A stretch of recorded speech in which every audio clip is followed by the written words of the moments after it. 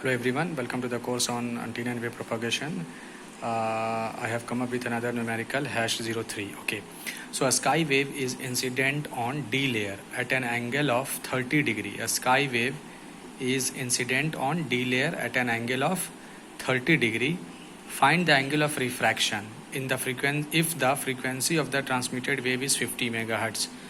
Okay, given for D layer, n is equal to 400 electron per cubic centimeter. So read the question very carefully. In this question, what is given? A sky wave is incidenting on D layer, okay, fine, of the ionosphere with an angle of incidence 30 degrees. That means given data, angle of incidence is given 30 degree. Okay, so and the angle of refraction you are asked to calculate. Find the angle of refraction. So that is why angle of R is actually unknown here. Angle of R is unknown, which we have to calculate. Okay.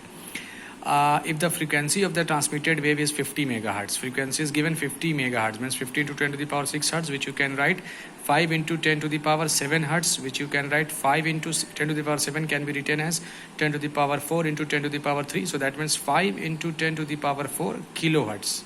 So I have converted this megahertz value into kilohertz. So 5 into 10 to the power 4 kilohertz.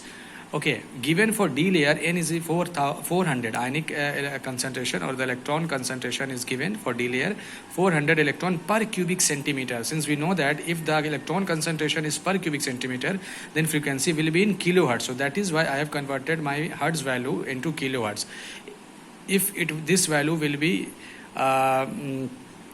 in per cubic meter, then it will be in hertz. But since this value n is given in per cubic centimeter, so we have to convert this value into kilohertz. So that is why I have converted my hertz value into kilohertz, like 5 into 10 to the power 4. Okay, now angle of R, that is angle of refraction, is unknown. So I will apply the same formula, conventional formula for the refractive index of the ionosphere, that is mu equal to sin I upon sin R, which is also equal to root over 1 minus 81 n by f square.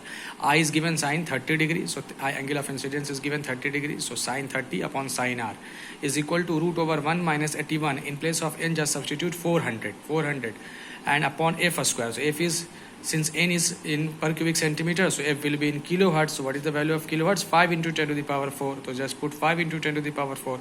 This is very remarkable. Okay, many times the students do mistakes here, that they consider the value of n in per cubic centimeter, and here they consider in hertz. So it will be absolutely wrong.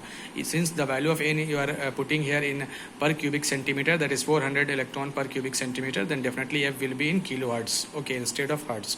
So 5 into 10 to the power whole square. So after solving this value, you will get 1 minus 81 into 400 upon 25 into 10 to the power 8. After solving the entire value with the square root, will come out to be 0.99, that is approximately equal to 1. That means sin 30 upon sin R is equal to 1.